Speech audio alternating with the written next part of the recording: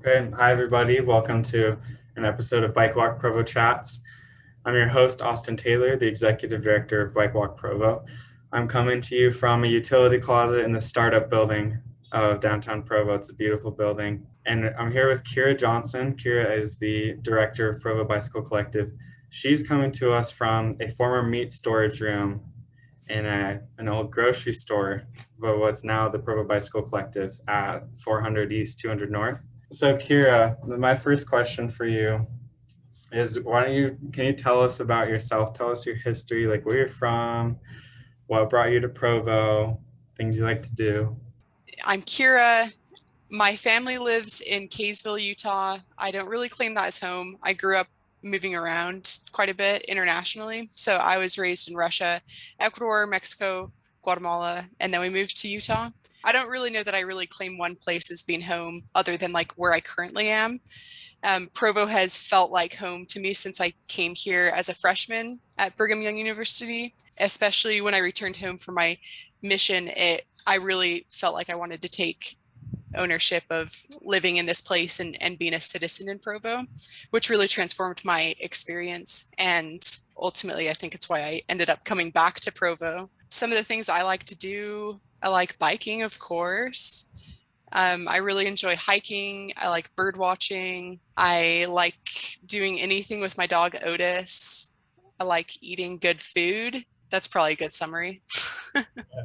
If people don't know, I used to run the Provo Bicycle Collective, and I think it was in like 2017, 2018. 18. 2018, I hired Kira on to run women's night, to work as a mechanic, and she did a fantastic job. But then Kira left. She left us after she graduated from BYU doing the planning program, urban planning, and she went to Waynesboro. What was the state again? Virginia? Yeah.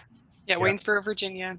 But now you're back. And so why did you move back? Okay. So I moved to Virginia. I wanted to do something that was more in line with what I had studied, and I had felt really drawn to the East Coast, and I loved Virginia and I loved Waynesboro, but I just didn't really find a home in city planning, and never felt like I was quite giving in the way that my personality can give. I never quite felt maximized, or like the things that I enjoyed doing were useful, and I felt like my creativity was often stifled.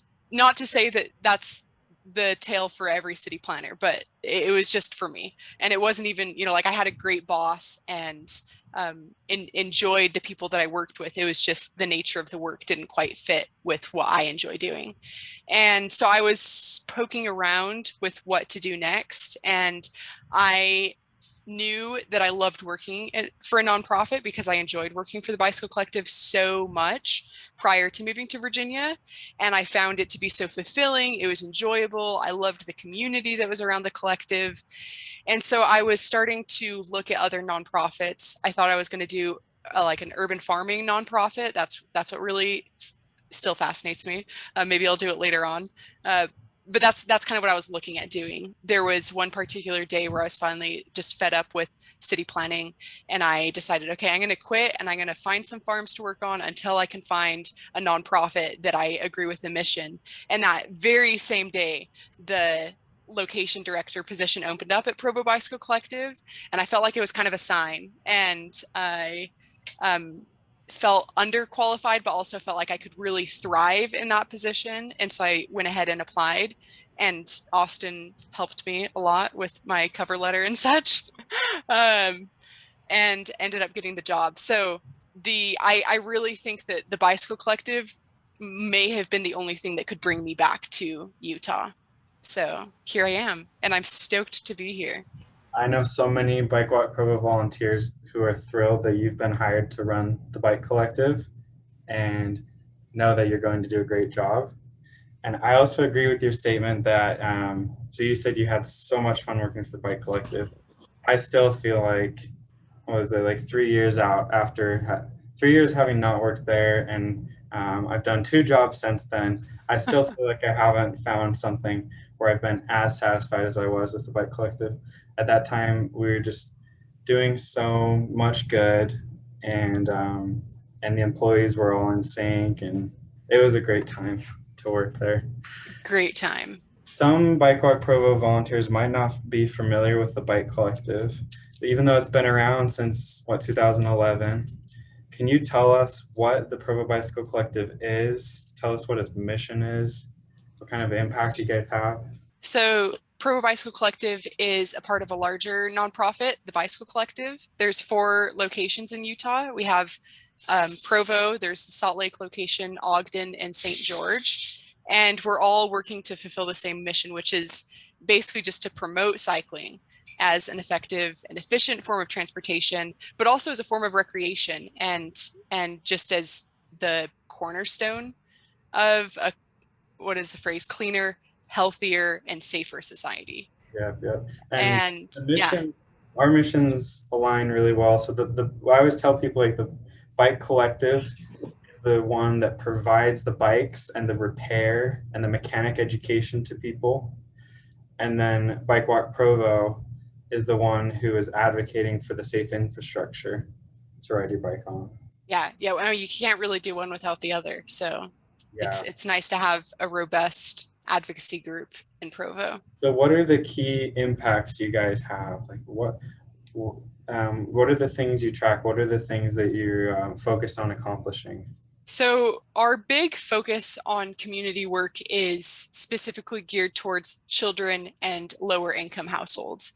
And so we have kids bike giveaways, and we track how many kids bikes we're giving away for free to schools or to other organizations that are asking for bikes. And those are all bikes that we have volunteers that are fixing up. So unfortunately, those impact numbers have been lower this past year, as we have not had as many volunteers coming in, which is another big thing for us, is volunteer hours and the education that we provide through that.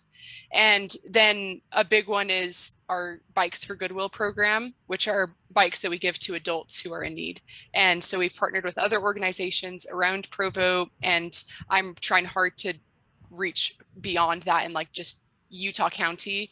And they refer people to us that they see a need, that they aren't able to get to a job, or they're not able to go get groceries or whatnot because they don't have a form of transportation, and we give them a bike. Yeah, maybe some listeners would recognize some of the organizations whose clients you give bikes to. What are the names of some of those organizations? Yeah, so a few of them are the English Learning Center, which is sort of a partnership through BYU. We get a lot of those students. The Refuge, Utah Foster Care, Food and Care Coalition. So you're giving away bikes to kids, you're giving away bikes to adults in need, and these people are getting around now. They're able to get to work, get to doctor's appointments, go see their family, get groceries. They're getting independence, which is beautiful, and it's a necessity in our city that's not dense enough to be walkable everywhere. So it's important to have a bike so you can stretch, you extend your range of transportation. So it definitely enables a lot more. Kira, can you tell us about someone who has been helped by the Bike Collective and the impact that the bikes had on their life? Yes. This maybe isn't as direct of an answer, but I had a really cool experience just yesterday with someone who came in for a bike. I was actually at lunch and I got a call like, hey, somebody's here to get a bike, and they said that they know you, and so if you can come over, that would be great. So I came back, and when I worked at the collective a couple of years ago, I helped run the junior mechanic course at Slate Canyon Detention Center. And at the end of the course, we give each of those students a certificate that when they get out of the detention center, they're welcome to come to the collective and get a bike. This kid that I had known and bonded with during my time teaching that course is now out of the detention center, and he was coming to get his bike. And so I had like a moment to chat with him, like, congrats, like, you're out, what are you doing? And he's like gone to school as a barber, and he's enrolled at UVU and going to start his first semester in the fall, which is so exciting. And he was coming to get a bike because he doesn't have any other way of getting around to these different places that he needs to be. So we don't have the bike finished for him yet, but we have it tagged and we're going to have volunteers work on it next week. And he's so stoked. And I was stoked to see him after, I mean, it'd been like 2.5 years since I'd last seen him. Yeah, that's an awesome story. And it really shows how bikes are more than kids' toys. Sometimes people look at bikes as like just a toy, just something to have fun with. And it is something to have fun with, and it is a recreation, um, piece. But it's also a tool for transportation. It's a tool to get around in a way that you can make your life better. Big time. We wish that the public transportation system were good enough that we could rely on it all the time, and we're easy to coordinate the schedule on. We wish that people lived in a walkable neighborhood everywhere, but that's not possible everywhere in Provo. So that's important. We also know that bike shops around the United States have been severely impacted by the coronavirus. So Yes. can you tell us some of the headaches that you've faced during the pandemic? Yeah, so I've just come on in the last 2.5 months. So most of the pandemic, I have not been here, but we're still experiencing big time shortage of supplies. So thankfully, because we refurbish bikes, we have bikes donated to us and we fix those up. We are not short of bikes and we're able to fix those up. And we have a full stand of bikes, which a lot of other bike shops are very picked over and don't have a lot of bikes to offer. So that's one thing that I feel very grateful for with our model in trying to be better for the planet too, that we have enough bikes to give. But parts are hard to come by. We're super short with rear wheels and currently out of 26-inch tires. We can only order like 5 chains at a time. And so that's hard. So we have to try to find creative ways to still make the bikes reliable and good quality, like not trying to short anybody with their bikes. But we've probably had to be a little bit more picky with the bikes that we're putting out so that maybe we can take parts from other ones and piece kind of Frankenstein them together.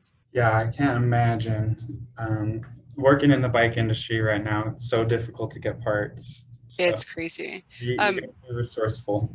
So when I came on, there was 3 other employees. And typically at the Bicycle Collective, the winter months are very slow. And so mechanics are able to build up a ton of bikes and we're able to store them so that when spring hits and people come and buy bikes, we can just like constantly have the stands packed with them. But a combination of like not a lot of staffing and then also people were buying bikes all winter long meant that we didn't have any bikes really for a while. Even though there was plenty of bikes to fix, we didn't have the staffing.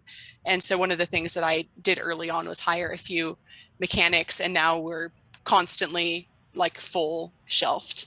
That's good that you guys are getting more, getting up like your inventory, that the shelves are full. I think a lot It's of really people are happy to hear that.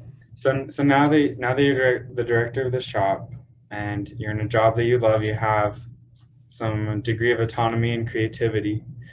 What are your goals with your time running the Provo Bicycle Collective? What do you want to accomplish? this would probably be a good thing for me to like map out more concretely. But a big priority upon first coming in, other than hiring people so we had bikes to sell, was reigniting our Bikes for Goodwill program, which I described earlier as the one that how we provide bikes for adults who are in need.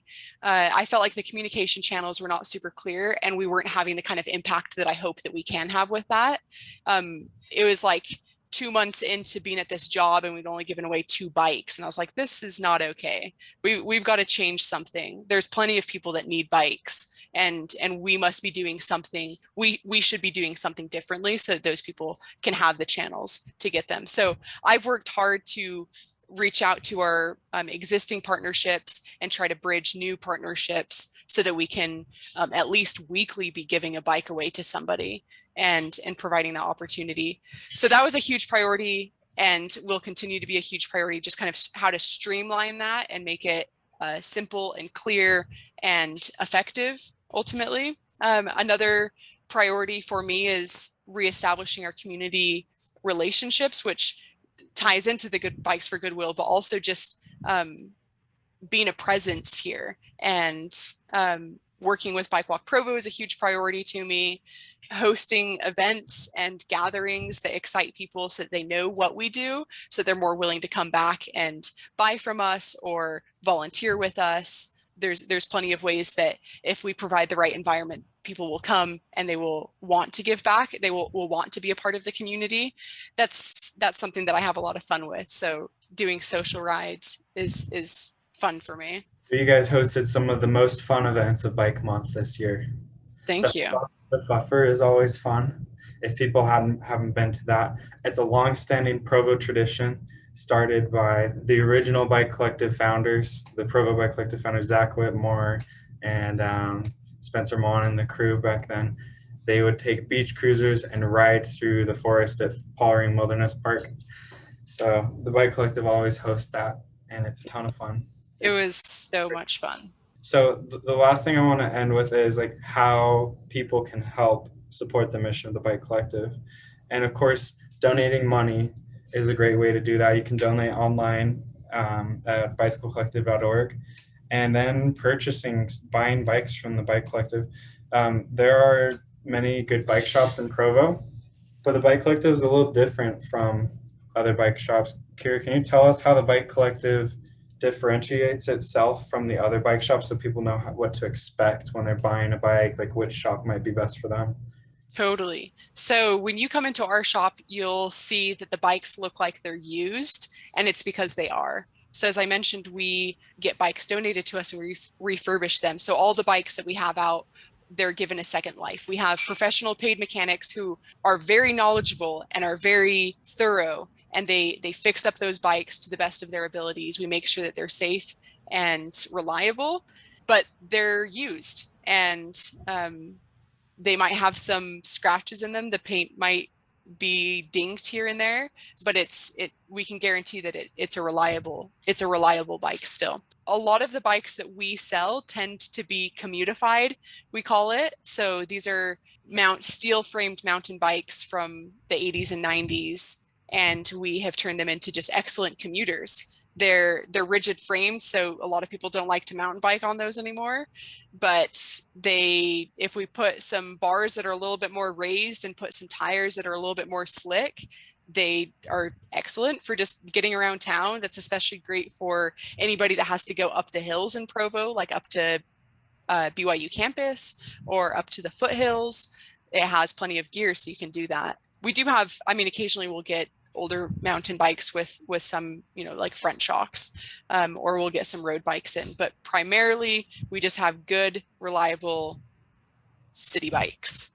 Yeah, in a college town, that's something that a lot of people want, is they want an inexpensive, durable commuter bike that they can get around with. Typically, what do people pay for a bike? Okay. That's what I was about to say. I meant to mention that our bikes range, if you get like a cruiser, that's around the $100 range, and then at most you'd pay about $350 for a bike, which is an incredible deal. Yeah, it is. And people who don't understand bike mechanics, that's a lot of people, have a fear of buying used bikes because they don't know if something's going to go wrong. They don't know if something's already broken on it. And that's a risk you take when you're buying a bike off like KSL or Facebook Marketplace, is you don't know exactly what's wrong with it. But when you buy a bike from the Bike Collective, it's been fixed by a professional trained mechanic. The bike that I ride every day and I depend on when I do multi-day bike tours is one that was built in the 1980s. So a good bike will last decades. So you don't have to worry about that it's an older bike. No. It just means it has better character. Exactly. So, and then the last question is volunteering opening up, and how can people get involved in a volunteer way? Yes, we'd love for people to sign up to be volunteers. So you can find that on our website. If you go to bicyclecollective.org and then go to the Provo tab, there is little drop-down menus, and you can go to programs and then volunteering. We have a couple positions that you can apply for, and then I will contact you about when you can start volunteering. So it's pretty simple. There's a little bit of a sifting process. We want to make sure that our volunteers are committed and that they also when they come in, they feel like they're gaining something from it. And so we will make sure that all of our volunteers are getting the training that they're hoping for and getting the sort of hands-on experience that will help them grow and that will also help them see the impact that they're having. Yeah, because volunteers are the people who fix bikes that get given away to people. So if you choose to volunteer at the Bike Collective, you're basically enabling the collective to give free bikes to people in need. And you might see that person riding the bike around town, which is a great feeling. Okay, Kira, thanks for joining us on this. We encourage everyone to go to the Bike Collective, buy stuff from the Bike Collective, volunteer there, donate money online. Thanks for joining us. Yeah, thank you.